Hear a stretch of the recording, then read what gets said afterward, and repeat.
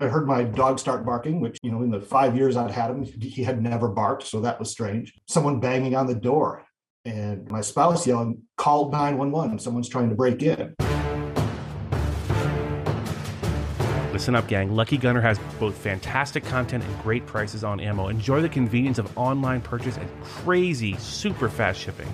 Experience why Lucky Gunner is one of our favorite spots on the Gunternet. Get-asp.com/Lucky Gunner. And while you're there, you'll find MagTech ammunition. MagTech is the exclusive range ammo for the Active Self-Protection team, and we are grateful for their commitment to quality and support. You can buy MagTech ammo at the Lucky Gunner link. Remember to tell them that you heard about them on the ASP podcast. All righty, gang. Welcome back to the Active Self-Protection Podcast. I am once again your host, Mike Williver, and as long as I'm doing my job right, I am still your favorite former Fed. With us today, a new friend of mine. His name is Ken. Ken is he's a sales rep for a food distribution company. We can talk about that if you want. I don't know. That's up to Ken. And Ken is married and has a really interesting story to tell us. Ken, how are you, sir? I'm doing well.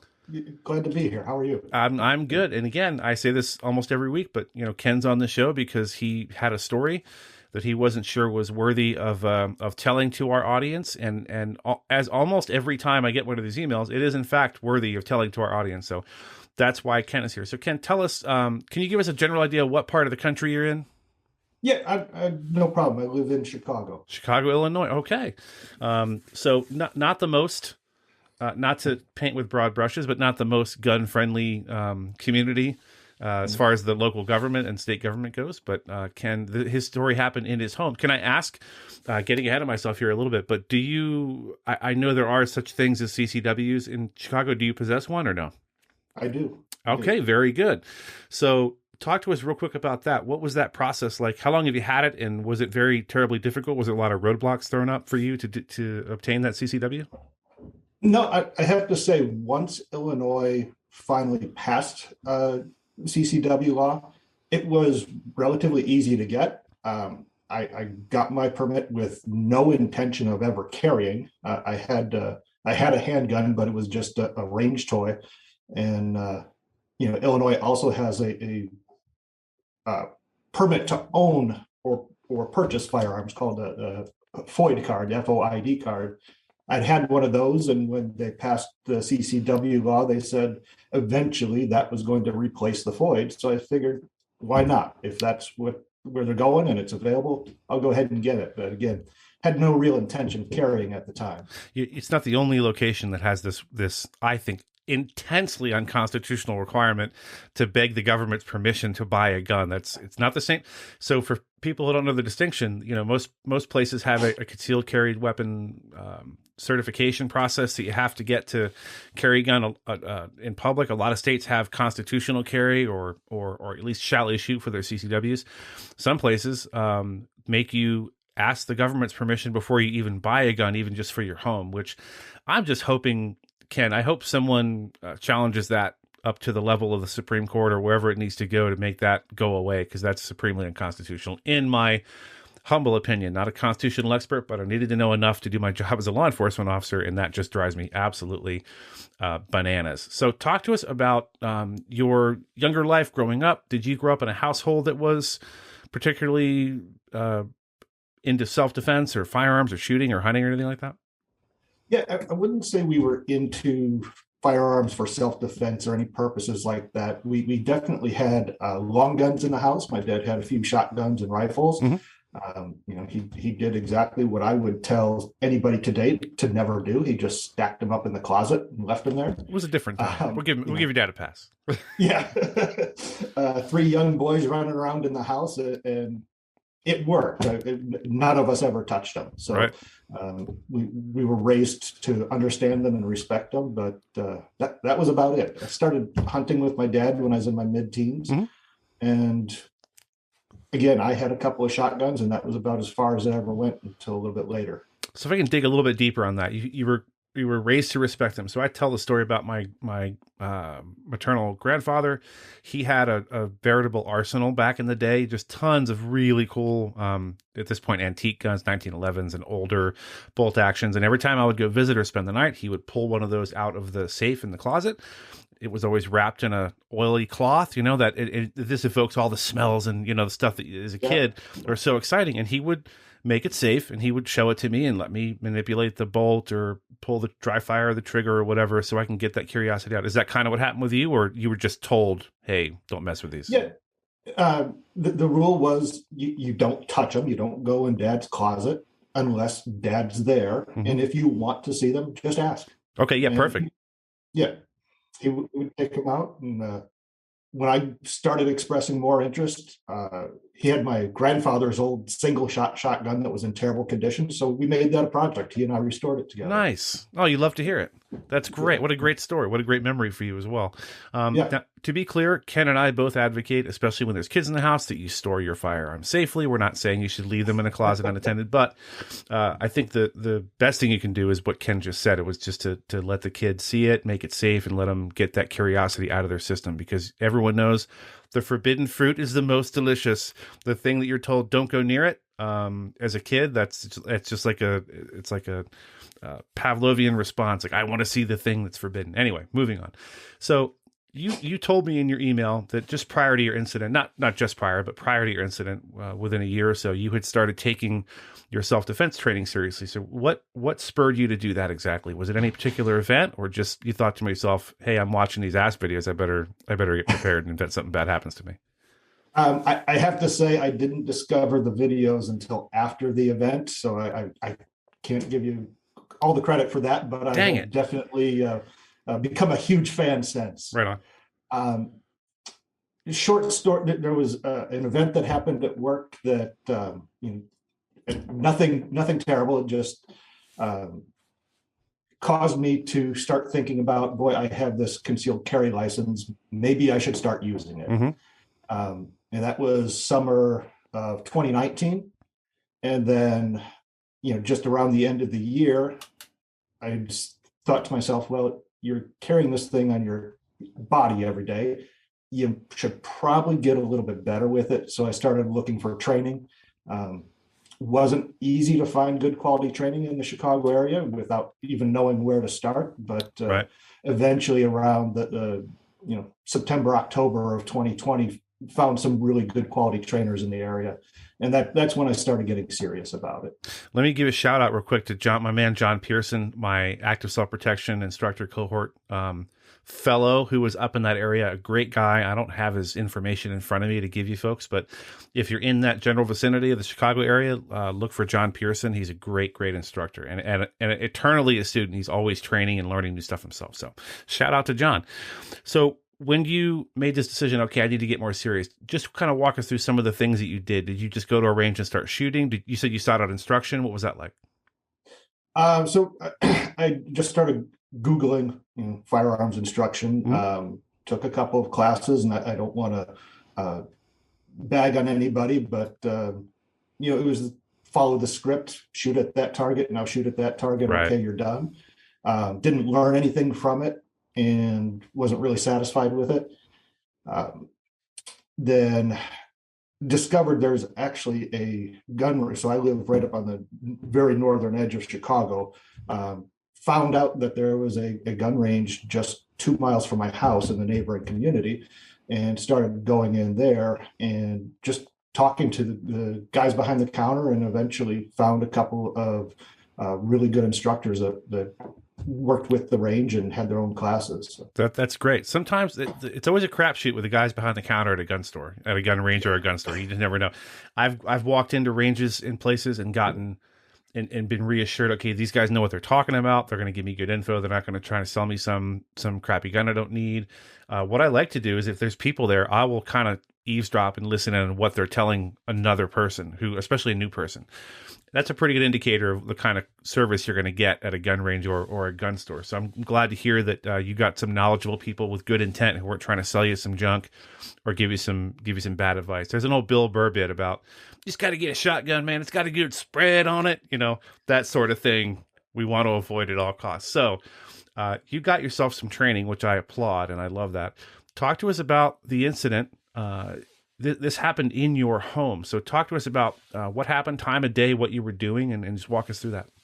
Sure. So Interestingly enough, mentioned that the training, this event took place the day after I had taken my second force on force class, literally the next day. Timing is everything. Yeah, yeah. Still, the reps were still fresh in my mind, we'll say. So yeah, it was a Monday night. We were home watching TV, normal work night for us. So about 10:30 at night, decided it was time for bed. So typical Chicago house. There's the main floor, and then we have a finished basement and a finished attic. I was up in the master suite in the attic, getting ready for bed. Literally getting in the middle of taking my clothes off. Of course, the gun was locked up for the night because I now store all my firearms in a safe when I'm not using them. So, I was getting ready for bed and I heard my dog start barking, which, in the 5 years I'd had him, he had never barked. So that was strange. And then someone banging on the door, and my spouse yelling, "Call 911, someone's trying to break in." Oh boy. And it's 10:30 Monday night. The house is obviously occupied. The lights are on. We've been moving around. The first thought through my mind was, this isn't some kid looking for a couple laptops and some jewelry he can sell. I'm glad to hear that normalcy bias didn't take over. That's good. Okay, good. Yeah. It was like, this is bad. This is really bad. So right away, threw on my pants, my shirt, grabbed my phone, and then tried to call 911 while running down 2 flights of stairs to get to the gun safe and get my gun. Right. It was interesting that I couldn't get the call to go through. The 911 call kept getting dropped or just not connecting, and was kind of frustrating, but finally got through to him just as I was getting my gun out of the safe, and got the 911 dispatcher, gave her the address, told her what was going on. She asked if I had a weapon, and I told her I had a gun. She said, okay. I ran back up the stairs then to get to the front door where this was all going on. And, call dropped again. And I figured, okay, you know what? They've got all the information they need. They've got my address. They know what's going on. I need to focus on what's going on in front of me. So right. I just set the phone down on the table next to me and got behind cover about 6 feet in front of our front door. So talk to us about a couple things here. I love the idea that you didn't worry about, okay, 911 knows what's going on, and I can't be focusing on this phone call. I need to focus on the potential threat. You said you got behind cover. What do you call in cover here? Because we may have a difference of opinion on what cover is. Yeah, I'd say you are probably right. So there's the front door to our house, and there's it's a plaster, like an entryway and a plaster wall behind that. So it definitely would not have stopped any kind of ballistic, any kind of bullets, any gunfire. Right. But felt like it was, if this person had gotten through the door, felt like it was at least one more layer in between me and that person, and I could see around it to watch what was going on. Very good. So, I mean, at least, look, we talk about cover and concealment. The and concealment part kind of gets poo-pooed sometimes as not being important. If you're concealed to the extent that you can be concealed, it's 100% better than nothing. It's better than not just standing there out in the open where the person breaking in or the threat can see you. So, I mean, well done with that. Talk to us about the gun. What kind of a pistol, a rifle, shotgun? What did you have? Yeah, it was a pistol. At the time, I was carrying a Springfield XDE, the double action, single action hammer fire gun. And so that was what I grabbed. Okay, so you're back there. Where is your spouse in this moment? Kind of moving around behind me for most of the time, also trying to call 911. Stepped in front of me at one point. Oh boy. And yeah, just it's like, boy, I can't believe that just happened. So honey, would you please stay behind me? Yeah. Oh dear. Why are you milling about between me and the threat right now? So this brings us back to one of my favorite topics. If you are the self-defender, if you're the defender in your family, whether it's just you and a spouse and kids, one of the things you want to do sooner than later, in fact, if you're listening to this and you haven't had this conversation with the people you're trying to defend, have it today. Talked about if we're in public and someone walks up with a knife or a gun or says, give me all your money or whatever, what do you expect that person to do? They need to know. If you don't tell them, they're not going to know what to do. They're probably going to panic. Another aspect of that I don't think I've covered before is it's like anything else. If that person has an idea in their head of what is expected of them, it does have a calming effect. It can help them to focus on, okay, I remember Ken told me if this happens, this is what I do, rather than just having no idea. Yeah. I don't know that I've had a talk with my family about what to do if somebody breaks into the house. It's usually been a talk about, okay, we're out and about, when something happens, what are we going to do? So it's a talk I need to have at some point. So you hadn't had that talk apparently with your spouse. So you're dealing with that. I assume at some point that rectified itself, or you said, hey, get over here or go upstairs or something. Yeah. So in that moment, the instruction was stay behind me. Uh-huh. And if this guy gets through the door, you need to go out the back door, out into the alley and get away. Okay. I like it. Let me deal with this. So you're now set up with an eye on the door. You're armed. What's happening at the door? Is it crazy sort of banging and yelling? Can you hear anyone speaking? Yeah. So this guy is just banging on the door, kicking it, yelling, let me in, open the door, let me in, and just banging on it as hard as he could. So the house I live in, it's an old house. It's about 100 years old. It's brick construction, and still has the really heavy wood door, solid wood doors. It's not like the modern hollow core doors or anything like that. It's stout, which is great. It looks great and can sure take a beating, but very difficult to see what's going on. So at the top of the door, there's 3 glass panels, and all I could see was what was through those glass panels. Okay.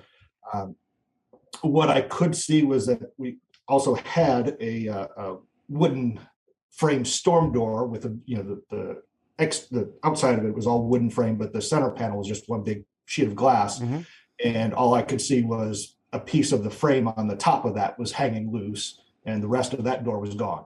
That door had been defeated, had been destroyed. That door had been defeated pretty quickly, okay. I would say. So yeah, the guy just kept, again, smashing into the door, trying to get it open. And each time he, kicked it or smashed into it, I could see the door kind of, flexing away from the frame. If that makes any sense, like where the bolt and the latch was, that was holding, but the door itself was bending away.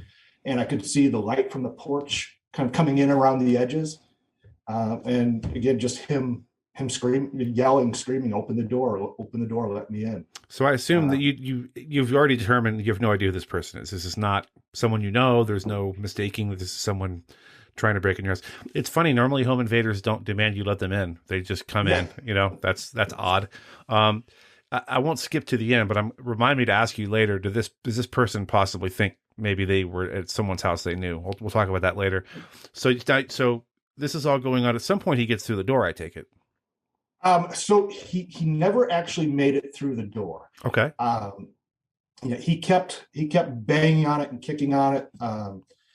For what I would have sworn was 20 minutes. If anybody had asked me at the time, I'd say I was standing at that door waiting a good 20 minutes.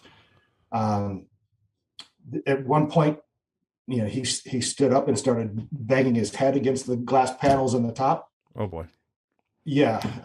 So I took the opportunity there to try to explain to him what was going to happen next. Right. If he made it to the door? Yeah. So I pointed the gun at him and just told him, get the fudge back or I'll shoot you in the face. Okay. Did that have the desired effect? I'm guessing it didn't.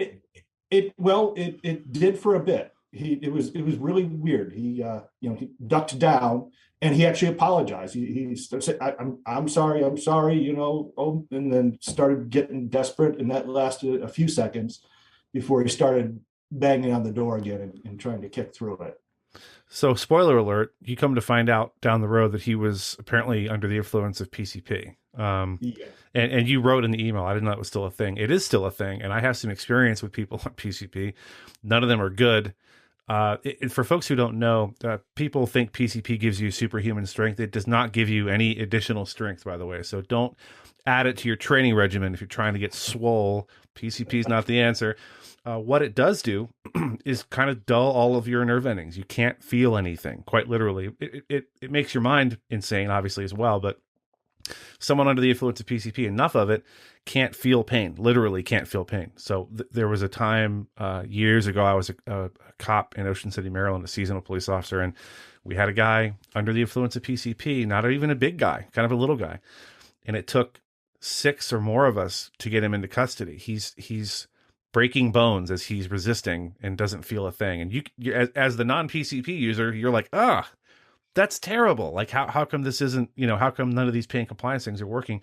He's breaking his own bones to no effect. He's having no response to that. So I just wanted to let the audience know that was the case. You didn't know that at the time. So how long was it actually, if you had to guess, between your call and when the police arrived? And was he still there when they got there? Yep. But he was still there. He was still actively trying to break in. The police later found out from my next door neighbor who later watched his recording on camera that it took about 7 minutes from the time the guy first walked onto our porch until the time the police had him out on the sidewalk. And that blew my mind. Like I said, I would have sworn it was 20 minutes. And at one point I was thinking very unkind thoughts about the police for taking so long to get there. Well, I mean, let's just talk about 7 minutes. 7 minutes is a respectable response time in an emergency call. In a big city, tough to say. Depends on the time of day. It could have been shift change. I don't know. Probably not at that hour of the night. But I think it's worth examining how long 7 minutes really is. And when you're in the middle of a fight or you're standing in your living room waiting for someone to burst through your door, it is a literal eternity. It is forever. And let's assume you weren't armed. You made this phone call and now you're waiting inside, with a baseball bat or something, praying he doesn't come to the door. That's 7 minutes. The things that can happen in 7 minutes, I didn't even want to think about it because he could have done untold, probably could have killed both of you before the police got there. And it turns out that baseball bat may or may not have done you any good under those circumstances. If he was under the influence of PCP, he was not going to feel any of that. So 7 minutes is a long time. I'm not going to fault Chicago PD, right? No, and neither do I. I have to say, I'm very pro law enforcement, always have been, have a great relationship with the officers that patrol our neighborhood regularly. It's just in that moment, the thoughts running through my head were, boy, oh boy, I'm going to have to shoot someone tonight because these guys can't be bothered to drive down the block. Ken's like, I'm going to write a strongly worded email to my city councilman about this. This is unacceptable. The police get there. How are you alerted to the fact that they're there? You just hear them. I assume you hear them yelling and screaming at the guy or something to that effect. So at one point, I yelled back to my spouse, like, what's going on? Where are the cops? What's taking so long? And I picked up the phone again and dialed again, got through this time. And I just asked, gave my address and said, hey, we called, an hour ago, whatever it was. Where are they? And she said that they should be arriving any minute. And just as that happened, I looked out, I could see the lights out on the street. Okay. So they pulled up with the patrol cars right in front of the house, blocked off the street. And yet what I would say was a weird thing is, as soon as they got there, this guy just stopped. Mm-hmm. And he just turned around and walked down the steps and out onto the sidewalk. And it was just a very calm event from there. So he goes down and gives up, cuffs up, and doesn't give him any problem. Well, good. That's good. Good news for the cops, because someone like that under the influence can be a real problem to try to bring into custody. So I assume at some point you open the door, or they come to the door to talk to you. Tell me about that. Yeah. So after they got this guy surrounded and they sat him down, took a little bit of time. Then one of the officers started approaching the house, and that, now I'm watching through the glass on the door, and I've still got a gun in my hand, and I'm thinking, boy, I sure don't want to open the door for the police and have a gun in my hand. Sure, good thinking. And I also thought, I'm not ready to put it down yet. Just all the strange thoughts running through my head. What if this guy gets away from him and sees that, oh, now the door's open, now's my chance, and yeah, I still don't know what's going on. I didn't know the guy was on PCP. I didn't know any of that stuff yet. Just some lunatic was trying to break into my house and decided to stop for a bit. So I told the gun was a DASA, and my pockets were empty. I'm like, okay, I'm going to put it in my pocket. I can at least do that. And Okay. put the gun in my pocket and then open the door. The officer was very calm, approached the house, and just said, you guys okay? I told him, yeah, I'm just glad you're here. Right. He told me that they thought the guy was having some kind of mental break. I could agree with that. Yeah, it's a fair assessment. That's because PCP does mimic very much that sort of mental distress that somebody could be under. The person does seem in that same frame of mind, very close to it. So, go ahead. I'm sorry. He told me they didn't want to arrest him. They wanted to take him to the hospital to get him some help. Mm-hmm. And I said, okay, I trust your judgment. If that's what you think is best, by all means do that. And then he asked if we wanted any help cleaning up the mess with all the broken glass and that. And I was thinking, well, I don't need the Chicago police cleaning up my front lawn. You guys have better things to do with your time. Right. So we'll take care of that. Ambulance arrived, put the guy, in the back of the ambulance, and that was about it for that night. You have to love the customer service of CPD to offer to clean up. That's pretty nice of them, because that's not always the case. Sometimes they're just too busy, but that was considerate of that officer to offer that service to you. Kudos to them.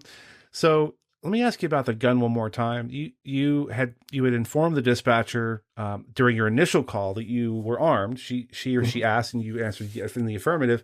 Was there? I know that call got cut short. Was there ever any discussion from the dispatcher to you about, hey, make sure you put it away before they show up or anything like that, or we didn't get that far? Didn't get that far. Okay, so as they're knocking on the door, I think this is really critical. Your adrenaline's still going. Your heart's probably racing. This thing has been going on for a full 7 minutes, which I can confirm feels more like an hour under the circumstances. You feel you have a sense of empowerment. There's a firearm in your hand. You know how to use it. So you feel like that's what's keeping the wolf at bay. The police come to the door. You don't want to put that away just yet. You're not ready to. You have to talk yourself into, okay, I'll put it in my pocket. That way I still have it on me. There isn't really a question here. I'm just pointing out to folks that's something you can anticipate feeling and experiencing under those circumstances. You've just been through something. And sure, the police are there, but this is my personal way of protecting myself and my loved ones. Is that accurate? That's 100% accurate. It was like a safety blanket at the moment. Yeah, 100%. So the police take him away. Is there any follow-up from the police department after this? Yeah. So turns out, fast forward, I didn't sleep that night. Sure. Instead, emailed one of the trainers I had been working with just to say, hey, thank you. Uh-huh. This is what happened tonight, and appreciate everything you taught me, helped me deal with this. And by that point, it was probably 1:30 in the morning, and I didn't expect to hear back from him. He texted me within a couple minutes, just said, hey man, do you need to talk? And I said, no, I just want to try to unwind and calm down a bit. But he asked if I'd be willing, if he took all the identifying information out, if he could put the story up on his Facebook page just to share with other students. And I said, yes.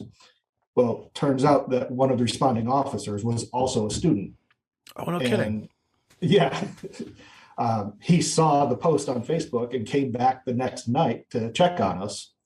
And that's when he came and he told us, yeah, we got him to the hospital. The guy was on PCP. And I like I told you in the email, I said, I haven't heard about PCP since the 80s. I didn't know that was still a thing. And he said, yeah, unfortunately, it's making a comeback. But that was about it. They didn't even file a police report on it. We had to request one for the insurance company and go down to the station and fill it out. It's a controversial topic. There's a lot of stuff going on in the last few years around law enforcement, around the criminal justice system, and what is best when dealing with various types of people committing various types of crimes, homelessness and drug use and that sort of thing. And I'm going to be honest, folks, I don't have all the answers. I just don't know. Is a hospital a better answer? Should there be criminal ramifications and charges for this person? I think it depends. It goes case by case. What I would hate to see is that he then reoffends and doesn't have any criminal record. At the very least, it should be documented that this happened, so that if this happens again in 2 months and he goes to court, it's like, look, Your Honor, we took him to the hospital, we tried to get him help, and he then used PCP again, or whatever the case might be, so that there's some documentation at the very least. So if he decides to continue this behavior, okay, well then we tried that route. We tried to get you help, right. Medical help, psychiatric help. And either you refused it or it didn't take, and now we have to remove you from society for a period of time. There needs to be some sort of punishment, correctional punishment to prevent you, hopefully to make you think twice before engaging in that behavior again. But I digress. We talk a lot in this space about emotional and mental fitness, spiritual fitness. After this is all done, you're not just like, okay, that's over, I'm going to go to bed. You're buzzing, probably for hours. You talked about not getting any sleep. I assume you didn't do all the cleanup that night, or did you, as far as all the mess out front? We cleaned up the big pieces that night. Okay. So I had a gal on the show once who was brutally assaulted in her own home by a guy with a knife. In her own home, she was in there by herself and had to fight him off. And we talk about the next day she comes home to this same space she was in where this terrible thing happened. Now, that didn't happen to you, thank God. You were prepared and you had a good door and a good police department. But still, in all, the next time you arrive home and there's the frame of that door, or you're walking up to that door, are you reliving this at all? Is this something that stays with you? Because you talked in your email about sort of that emotional aftermath. Talk to us about that, if you don't mind. Yeah, so I would say I think about it frequently. I'm every time I'm so grateful for the way it turned out. Mm-hmm. Could have definitely been a lot worse. Have taken steps, learned some lessons and made some changes around the house to make it a little more resistant to PCP fiends. Right. Right. PCP enthusiasts, I call them. Yes. Yeah. Yes, that's I guess that's the 21st century way of saying yes. It. But I continue with self-defense training. My spouse has zero interest in it, so we have had the discussion of, okay, if you are not going to take any responsibility for this, if something happens, you shut up and do what I tell you to do. And well, I have to ask, how did he take that? Was it well received, or was it like, how dare you? Well, I may have phrased it a little gentler than I just did now. Sure. But, absolutely. But the message was understood. Okay. Well, that's good to know. So let's talk about lessons really quick. There aren't a ton of lessons, I don't think, to learn here for mistakes that you made, but there are lessons to learn about what you did right. The only suggestions that I would have as far as things you might have done differently, and this is me, 2,000 miles away with 20/20 hindsight, knowing the whole story start to finish. So I don't ever want people to think I'm criticizing my guest. I'm not. Did it occur to you at any point to retreat to another room? Not saying that would have been the right thing to do necessarily, but did it occur to you, okay, let's go upstairs and get behind another locked door and let the police sort this out? Or did that go through your mind at all? And would you do that differently now, maybe, if you had it to do all over again? I don't know. So it's fair. As I was standing there waiting for the door to come down, I thought about what are some possible, what can I do here? I can retreat through the house and just, maybe this guy confines his mayhem to the living room and we're safe. Or maybe I trip over myself or something else and he gets to my spouse, and that's just not acceptable. And these are thoughts that are happening in the moment. Yeah. Okay. Yes. Yeah. Inside my house, there are no other rooms that are very well fortified. Throughout the rest of the house, it's all unfortunately the new hollow doors that'll come down in a stiff wind. Yeah. So I didn't really think there was a safer place to be, unless he just decided not to pursue us. And I didn't think that was the right gamble to take at the moment. All right. No, in hindsight, well said. Go ahead. In hindsight, I have thought about fortifying another room in the house and putting up a heavier door. That's still probably on the to-do list, just to provide an option. You could just have a sign printed up that says "There's definitely nobody in this room," and just have that on the door. And I'm just kidding. All right. Another thing, you talked about having to go some distance to retrieve your secured firearm. You're nodding your head like, okay, yeah, I know. So has that situation changed at all? It has. So a little more there. I ran right past my bedroom nightstand that had a full size gun in it. Okay. And I did that deliberately. I still don't know if it was the right decision, but it was a gun I had not shot in months. Mm-hmm. And in that moment, I wanted the gun I shoot every week and I carry, and I'm comfortable with it and practice with it and know I'm good with it. And it was a decision I made in the moment. I don't know that it was the right decision. I probably could have grabbed the bigger gun on my way to get the other gun, but I fixed that. So now I have 4 versions of the same gun, and I carry one. I keep one in the nightstand. I use one for training and the other one just a backup. So no matter where I am or what I'm doing, when I pick it up, it's comfortable, and I know it's going to work. So you mainly just train with the Springfield? No, so I've graduated from Springfield. Yeah, I didn't want to say it. I know. I could see you were trying to hold back the judgment. No judgment. I'm just glad you were armed anyway. So what do you train with now? What's your main firearm? A CZ P01. Oh, very nice. Yeah, I have a good friend, Adam, up in Queen Creek area. He's an armorer for them and does all sorts of cool stuff and tricks those things out. So, I mean, obviously, we prefer you have an HK, but that's just our snobbery, our snobbery in action. So, do you feel like you have things other than having another door or another room fortified? You feel like you have a plan. You feel like you have things where you want them and arranged in such a way that you're prepared if something like this happens again. I feel better prepared than previously, but it's one of those things I always look around and think, well, we could change that or we could do that. There's always something to improve, I think.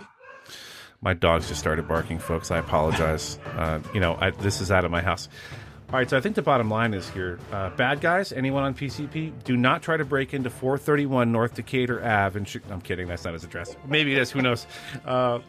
I can't thank you enough, Ken, for coming on. I don't want to part ways before I ask you if there's anything that you wanted to add, anything I forgot to ask. I don't think there's anything that we haven't covered. I did just want to take a minute to thank you and John and the whole crew at ASP for what you do. And thank you for your time in law enforcement. Definitely appreciate you. Thanks for paying me. Taking care of all of us. Right on. All right, Ken. Well, I appreciate your time very, very much. We're now friends. If I end up in Chicago, which I almost certainly will at some point, I'm going to look you up, and vice versa. If you find yourself down here in Phoenix or Tucson, let me know. We'll go get a coffee and we'll talk. We'll hang out. I appreciate that. Thanks, Ken. All right, again, welcome back to your favorite segment of the week. Every week, once again, it is the Gutowski Files featuring Stephen Gutowski. Stephen is the founder of TheReload.com and the host of the Weekly Reload podcast, and we look forward to these talks every week. Stephen, how are you, sir?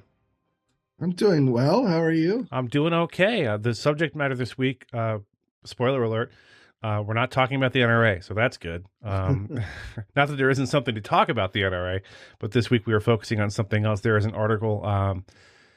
It's, in fact, the president just got done giving the speeches. We're recording on Tuesday the 14th at a little before 4 Arizona time.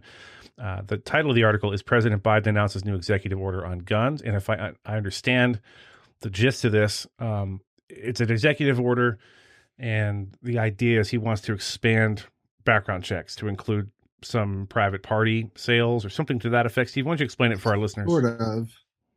Yeah, I mean, the goal is to subject more sales to background checks, right?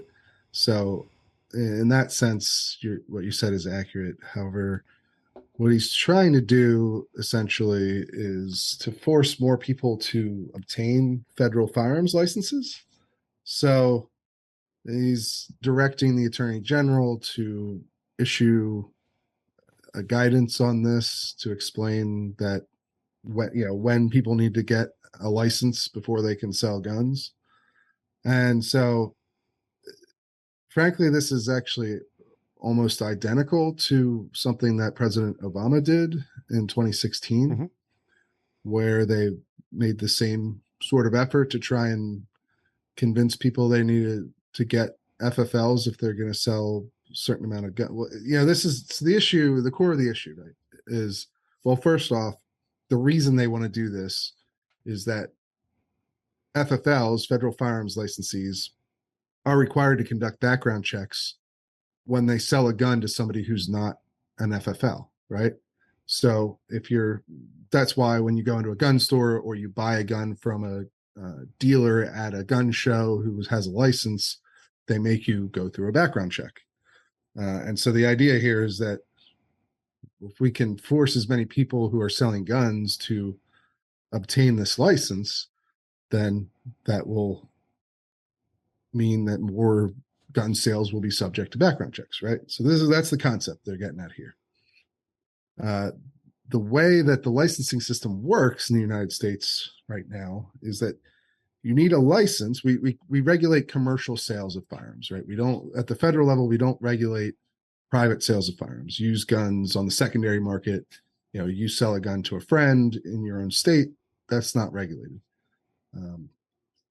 Whereas if you make a business out of selling guns to other people, then you have to get a license that is regulated, right? And so it all comes down to whether or not you're engaged in the business of selling guns. Yeah, that was even like in quotes in the article, if I recall correctly. Like, are you engaged in the business? It sounds nefarious, but yes. Yeah, that's the key phrase in federal law for this licensing requirement. So what does that mean? Well, it's the law doesn't make it particularly clear. Just basically that you have to be predominantly seeking to profit from selling guns in order to be in the business. But usually the ATF puts out guidance, and it's things like, if you have a storefront, you're in the business. If you have a business name, if you repeatedly sell guns in an effort to turn a profit, you go and buy guns from one source and then immediately sell them again at marked up price to someone else, you might be in the business and have to get a license. Yeah, I think a common sense approach is what the Supreme Court said years ago. You'll probably recall about pornography when asked to define it, and I don't remember who the justice was, but he said, I can't really define it, but I know it when I see it. I think that's kind of... I think that was Rehnquist. Yes. Yeah, it might have been. So it's sort of like that, right? It's not like, oh, you sell an X number of guns and you have to get a license. In other words, that's not what the standard is. The standard is that if you're you're acting like a business, then you have to get a license. And so President Obama tried to sort of infer to people that we're going to make this a very strict standard. And then now President Biden is doing the same thing, basically. But the issue is with taking this to court. I mean, really what it comes down to is whether or not the DOJ can prosecute somebody over selling guns without a license when they're in the business. And that standard I don't think has really changed at all since President Obama tried to do this and really didn't go anywhere. Now, the one caveat I would say, though, is that they did change this definition slightly in the Bipartisan Safer Communities Act, the gun bill they passed last year. Mm-hmm.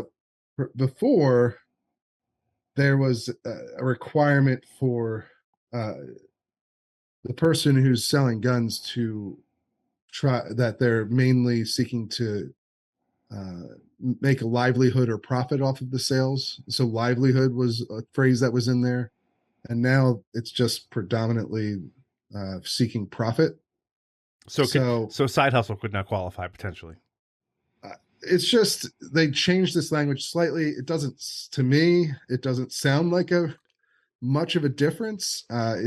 Perhaps the Biden White House is going to try and proceed as though it's a significant change, but it really comes down to what the courts are going to accept in terms of that change. I mean, that's basically a synonymous phrase in my mind when I read the two terms. So it's hard to see them getting very far with trying, if they, for instance, if they came out and said, well, anyone who sells any guns is engaged in the business, they're probably not going to get very far with that. So the initial phrase was, quote, with the principal objective of livelihood and profit, and they changed it to predominantly earn a profit. So it might be a slightly less strict standard, but I mean, I read livelihood to mean your main gig, like your livelihood is the reload. I don't know. But I think sometimes by design this stuff is left a little bit nebulous. But they're not going to be able to enforce, an arrest of someone who, let's say sells 12 guns in a year, and like, where's the line? They're not going to be able to convict someone in court without a specific charge. You would need a charge. Right. You need elements of a crime. And you can't leave it open to speculation where the line is. Otherwise, how is anyone supposed to be able to conduct themselves and understand if they've crossed the line or broken the law or not? You know what I mean? Yeah. And so we'll have to see exactly what the Attorney General puts out in terms of his guidance. This is a little convoluted, but this executive order is just telling the Attorney General or these agencies to do things. And so we'll have to see exactly how they try to go about it in practice. But it does seem strikingly similar to what the Biden or the Obama administration tried to do in 2016 to little effect. And I don't see any particular reason why this would have far more effect than that did. And same thing for some of these other, other efforts that are included in this executive order. There's it does a number of other things too, but they're all basically within current law. They're not really trying to stretch things like some of the president's previous executive orders have done. So, it encourages the use of red flag laws, whatever that means, whatever that means. Like, it's just telling states, hey, you should use these more if you have them. But it's not trying to institute a new red flag law. You're just saying more people should. It's like an education campaign about red flag laws. Then there is a push to release some ATF records about violations, but from federal firearms licensees. So there's been sort of a crackdown going on at the ATF around gun dealers and trying to more strictly enforce the basically a lot of clerical laws. So if there's paperwork mistakes that they could be written up, there seem to be taking a zero tolerance policy towards a lot of these different minor violations.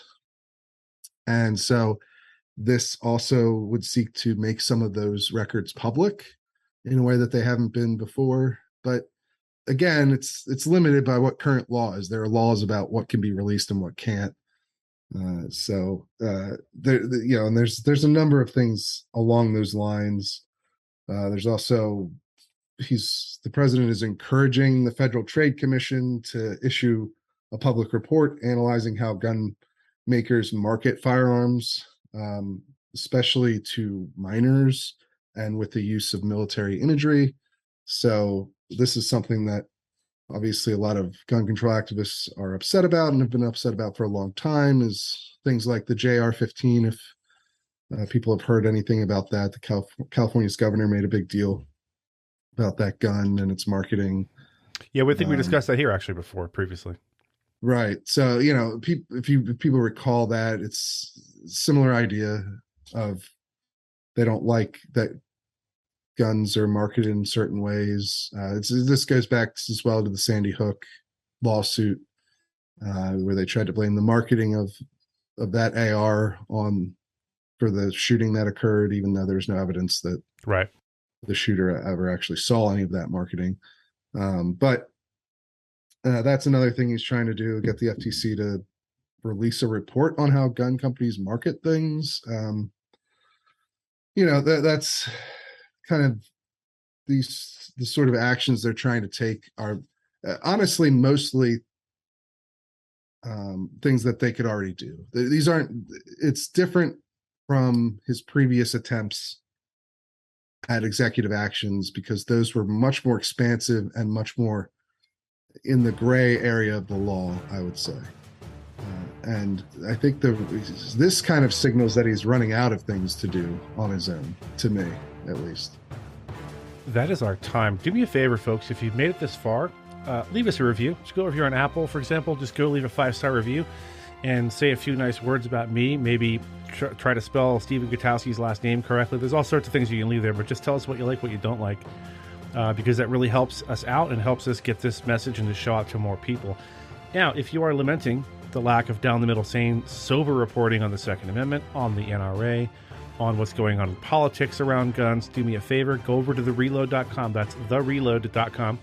And consider getting a membership. Stephen relies on your membership dues to fund his very important work. And again, I know I've said it before, but I'll say it again. No one else is doing what he's doing. So we need to support him any way that we can. Stephen, a pleasure as always. Hope you have a wonderful week. And God willing, I'll see you next week. Absolutely.